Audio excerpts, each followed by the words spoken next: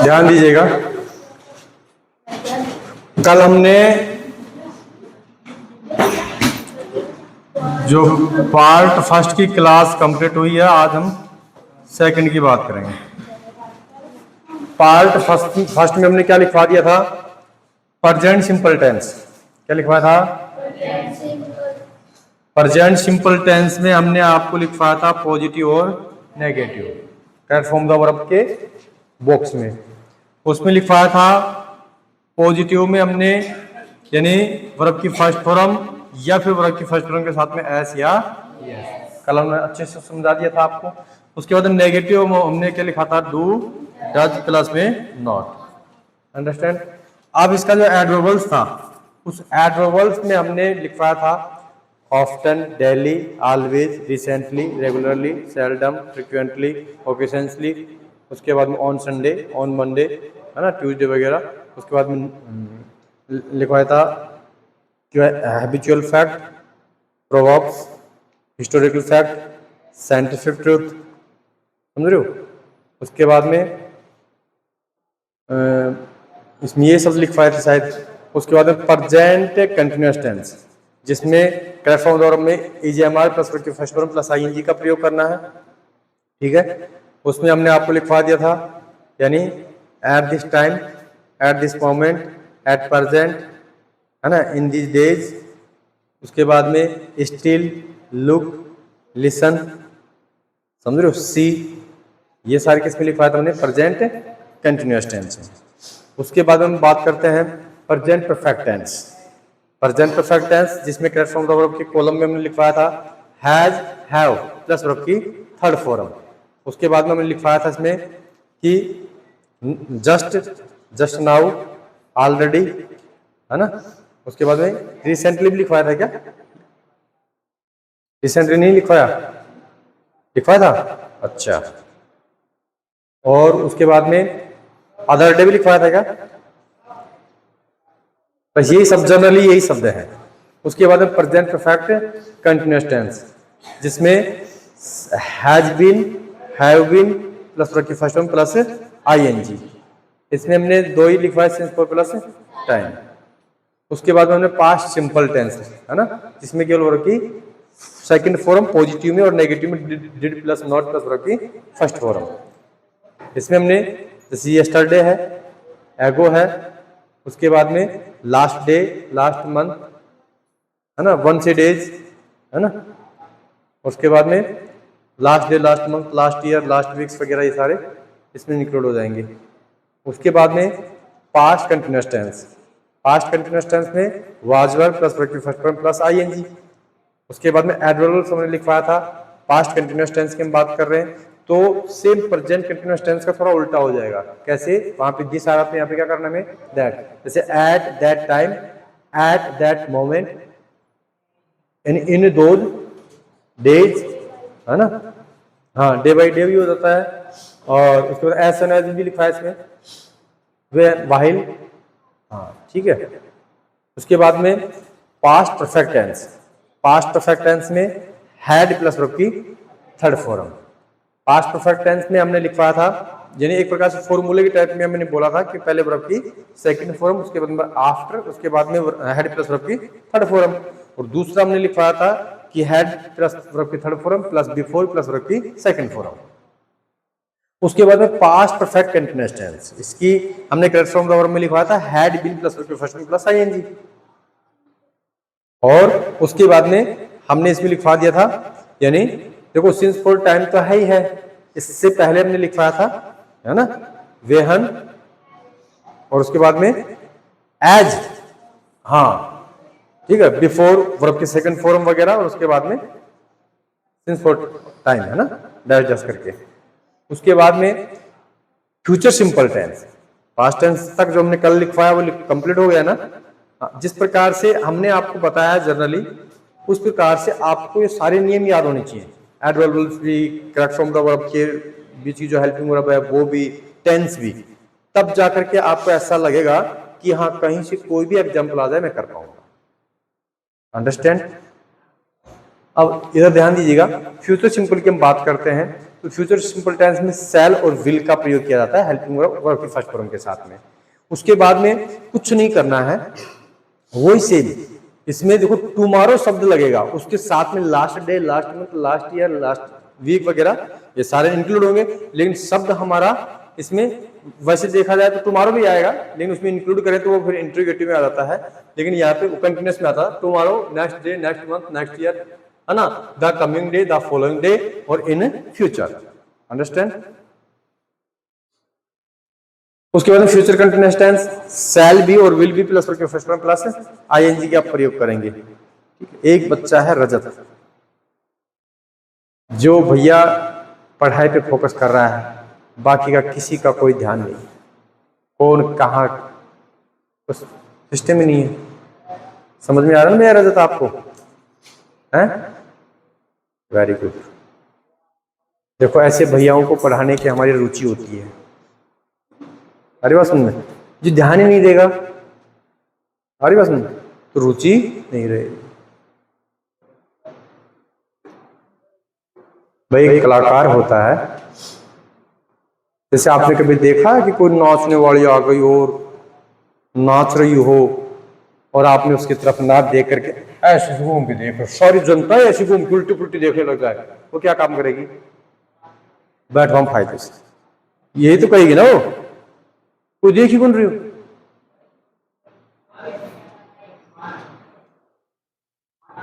तो रजत भैया बिल्कुल ध्यान दे रहा है। अभी भी अगर इस भैया से पूछ लें कि पास्ट कंटिन्यूअस टेंस क्या है, मिनटों में बता देगा ऐसे, क्योंकि ध्यान रखता है, आपकी तरह नहीं शारीरिक रूप से यहाँ बैठे हो, खोपड़ा कहीं बाहर है ना, 5 दिन की छुट्टी पड़ेगी, वैसा आनंद लो। नहीं पड़ी? ठीक, ये हो गया। उसके बाद में यहाँ पे देखिएगा प्रेजेंट कंटिन्यूअस टेंस और यहाँ पे future continuous tense. Past continuous tense में दैट का प्रयोग हुआ था जिसकी जगह, लेकिन प्रेजेंट कंटिन्यूअस टेंस की बात करें और फ्यूचर कंटिन्यूअस टेंस की बात करें और उसकी एडवर्ब्स की बात करें तो सेम है। अंतर क्या है? वहां पर भी एट दिस टाइम था ना, एट दिस मोमेंट भी था, सेम एट प्रेजेंट भी था, अरे उसमें यहां पर भी, लेकिन इनके साथ में क्या मिला हुआ होना चाहिए? और ये शब्द नहीं है ना, इसका मतलब कौन सा टेंस हो? प्रेजेंट कंटिन्यूअस टेंस है, इस चीज का ध्यान दोगे। उसके बाद next day, next month, next week, next year, next hours, है ना। उसके बाद the coming day, understand, the coming day इसमें भी है, the following day, the following day इसमें भी है, इन फ्यूचर इसमें भी, इसमें भी। अब पता कैसे लगेगा आपको? ये शब्द आएंगे लेकिन इस शब्द के बाद में तुम्हारा शब्द भी इंक्लूड होगा, ठीक है क्या? संकेत आएगा उसमें। फ्यूचर परफेक्ट की हम बात करते हैं तो शैल है और विल है उसकी हेल्पिंग वर्ब है। यहाँ पे शायद हम, हाँ ठीक है, वर्ब की थर्ड फॉर्म लिखा है। उसके बाद में यहाँ पे एडवर्ब्स के रूप में क्या है? एडवर्ब समझते किसको बोलते हैं? क्या कह रहे हो? ये लिया, पूरी रात रामायण पढ़ी, सुबह उठ सीता बाप को नाम की, पता ही बोले।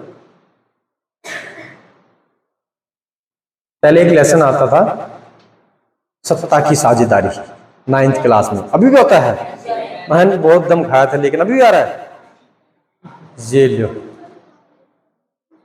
उसमें ये मान लो कि 2-3 चैप्टर सत्ता की साझेदारी फलाना सत्ता ही आता, उसमें 2-3 लेसन पढ़ ली, पूरा पाठ हो गया। कोई दूसरा टीचर आया कि भाई लाओ देखा सामाजिक में क्या पढ़ा दिया सर ने। अब देखा तो और सत्ता की साझेदारी पाठ का नाम है, खड़े हो भैया, सत्ता क्या होती है? टाइटाइटिस। पूरी क्लास में किसी को नहीं पता। अब टीचर वहां खड़ा कर, सर जी ये संभालो, क्या किया था आपने? पढ़ाया था कि रामायण गाई थी? तो जी पढ़ाया था, पूरा पाठ हो गया। तो पूरा पाठ, इनको जो लेसन का नाम है ना, सत्ता पहला ही शब्द का अर्थ नहीं पता है, फिर क्या सीखे होंगे? कोई आप मुझे बता सकता है क्या? पढ़ा होगा ना आपने भी, क्या होता है सत्ता? नहीं पता है? देखो ऐसा तो पढ़ा नहीं रहे हम, इंग्लिश पढ़ा रहे हैं ना, लेकिन वो बात लागू हो गई। क्या बात हो गई है? वर्तमान में हमारी सत्ता है, हमारी सरकार है, हमारा अधिकार है, हमारा वर्चस्व है। सारी बात समझ में, सत्ता, ठीक है क्या? तो वही बात यहां पे लागू होती है।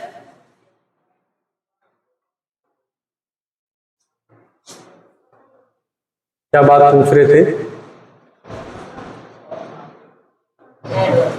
हाँ, एडवर्ब्स। एडवर्ब का मतलब क्या होता है? क्रिया विशेषण। तो क्रिया विशेषण मतलब क्रिया की विशेषता बताने वाले शब्द हैं सारे। ये सारे शब्द क्या है? ये क्रिया ये है, इनमें आएंगे ना क्रिया।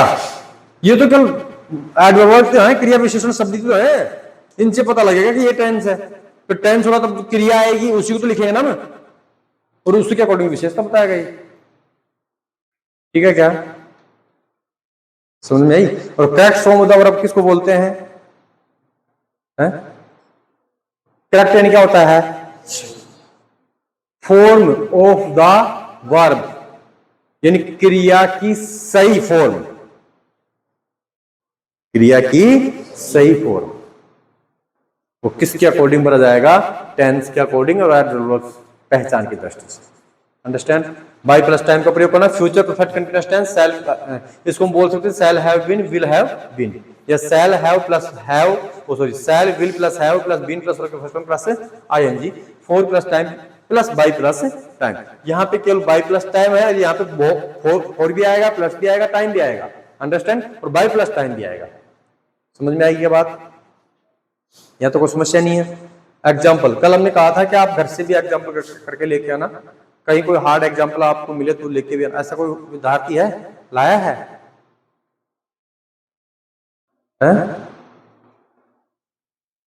घर में पढ़ाई तो करते होगे ना? अब इंक्वायरी चलेगी, अब 2-4-5 दिन के बाद में इंक्वायरी करेंगे हम, कौन भैया कितनी बजे तक पढ़ाई कर रहा है, कितनी बजे सोता है, और ये और कह देंगे, पूछेंगे हम कितनी रोटी खाता है, खाती है, हाँ वो कहेंगे 4, 2, कितनी दो? ज्यादा अनाज क्या करेगा? दिक्कत करेगा, परेशानी करेगा, क्यों? क्या करेगा? नशा, और नशा ऐसा करेगा 2 मिनट देखा, इसलिए खाना। इस श्लोक सुना है आपने? काक चेष्टा, बको ध्यान, अल्प निंद्रा, अल्पहारी, ग्रह त्यागी, विद्यार्थी, पंचलक्षणम। उसमें ये कह रहा है अल्पहारी यानी कम खाओ, है ना? घर का त्याग मत करना। इसमें ये भी आता ग्रह त्यागी है। हाँ, घर का मतलब ये होता है कि जैसे ये घर है हमारा, यहाँ पे सभी रहते हैं, हावुल्लड़ होता है, डिस्टरबेंस है, तो आप कहीं स्पेशली अपना जो रूम है उसमें जाकर के पढ़ने का प्रयास कीजिएगा। घर का त्याग मतलब ऐसे नहीं बाहर बैठकर रोड माल फड़फड़ागा, नहीं, उससे तो बावड़े और कहलाओगे आप, ठीक है क्या? और ये तो जानते हो काक चेष्टा बको ध्यानम, है ना, भूगला जैसे ध्यान वगैरह। अब संस्कृत कम आती है हमें, बस इतना सुने थे हमने, आपको बता दिया। चलो एग्जाम्पल हमारा फर्स्ट है कि he blank get up in the morning. सबसे पहले देखो इसका ट्रांसलेशन से हमें कोई ताल्लुकात ही नहीं है, आप इस शब्द देखो, बात खत्म। क्या शब्द आया जिससे हम पहचान जाएंगे कौन सा टेंस है? पता है क्या आपको?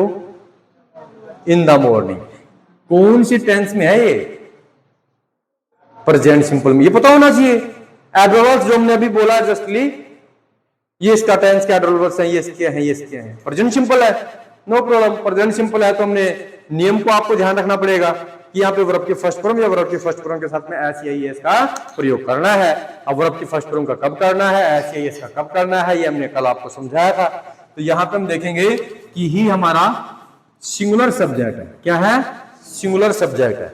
सिंगुलर सब्जेक्ट है तो हमने वर्ब की फर्स्ट फॉर्म के साथ में ऐसे ही करना है, ये तो कंफर्म हो गया। अगर प्लूरल होता तो ओनली फॉर वर्ब की फर्स्ट फॉर्म लिखते हम, ठीक है क्या? यहाँ पे गेट अप, गेट अप, तो गेट अप क्या है? हमारी वर्ब है। क्या है? वर्ब है। तो यहाँ पे वर्ब के अंत में, इसके अंत में या इसके अंत में OX, EHS, SSS, Z आया है क्या? नहीं। ये आता तो हम क्या लिखते? ES। अब हम क्या लिखना पड़ेगा? Only for gets up. Understand? S लगा देना, खाली समझ के लिखोगे गेट्स अप। नेक्स्ट बोलते हैं ही वेहन्स एन अलार्म क्लॉक। अब यहां पे क्लॉक रिंग्स, क्या लगा देंगे हम? S लगा देंगे। ठीक है, क्या समझ में आ गया है? नेक्स्ट, दे ऑफ्टन खालिस्तान go to the pictures on Saturday. बताओ भैया, कैसे पता लगा है? ऑफ्टन से। ऑफ्टन से भी और हमारा ऑन सैटरडे, क्योंकि ऑन मंडे ऑन संडे लिखा है ना, दो शब्द आ गए एक साथ। निश्चित हो गया है कौन सा हमारा प्रेजेंट सिंपल टेंस। सब्जेक्ट देखना है, सब्जेक्ट हमारा क्या है? दे। आई वी यू दे, आए तो ओनली फॉर वर्ब की फर्स्ट फॉर्म। वर्ब की फर्स्ट फॉर्म क्या है यहाँ पे? तो क्या लिख देंगे? Only for master. ठीक है क्या? नेक्स्ट, हिज ट्रिक्स यानी उसकी विधियां। खालिस्तान अम्यूज एवरीबॉडी, कौन सा टेंस है?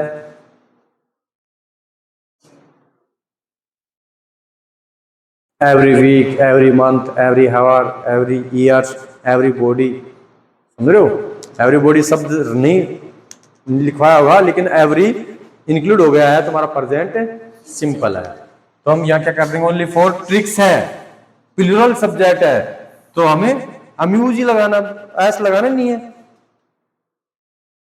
उसकी विधियां, है ना, यही है ना बस। उसके बाद में everybody Khalistan not succeeded in life, तो एवरीबॉडी प्रेजेंट सिंपल है। ठीक है, नॉट लगाए तो इसका मतलब इसका प्रयोग करेंगे हम डज का। एवरीबॉडी सिंगुलर है तो क्या हो जाएगा? Does not succeeded. ठीक है क्या? उसके बाद में where Khalistan he be these days, कौन सा टेंस है? दीज डेज से हमारा प्रेजेंट कंटिन्यूअस टेंस है। दूसरी बात, बी शब्द से पता लग रहा है, बी कंटिन्यूअस के लिए होता है ना, कल बताया था हमने आपको। तो यहाँ पे दीज डेज से आ गया तो इसका मतलब हमारा प्रेजेंट कंटिन्यूअस है। तो प्रेजेंट कंटिन्यूअस क्या लगा देंगे हम? इज। ये सब्जेक्ट क्या है हमारा? ही। अगर यहाँ पे यू होता तो हम क्या लगा देते? आर। अगर आई होता तो क्या लगा देते हम? अंडरस्टैंड? ये कल हम आपको एक्सरसाइज देंगे, ठीक है क्या? उसको आपको सेल्फ यहां पे करना होगा, और जो क्वेश्चन है हमारा उसको हम लिखेंगे, याद करवाएंगे पहले लेसन।